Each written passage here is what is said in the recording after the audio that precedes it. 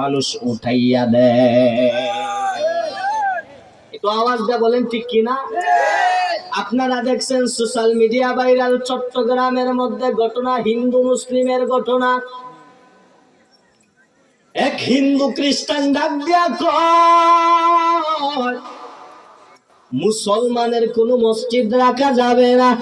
নাই কয় মুসলমানের কোন মসজিদ রাখা যাবে না।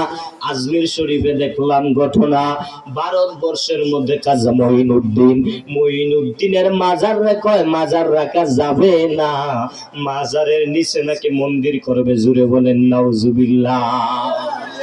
ওই যে হিন্দুর ঘটনা দেখলাম সোশ্যাল মিডিয়া ভাইরাল, মুসলমান চট্টগ্রামের মধ্যে আইনজীবী আমার মাহমুদ সাহেব, এই আইনজীবীরে কেন মানুষ হত্যা করবে?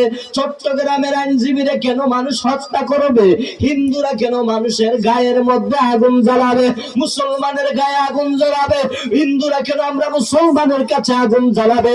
90% মুসলমানের দেশে মুসলমানের আইন চলবে, 99% মুসলমানের দেশে মুসলমানের আইন চলবে, কোন বেঈমানের আইন চলবে না।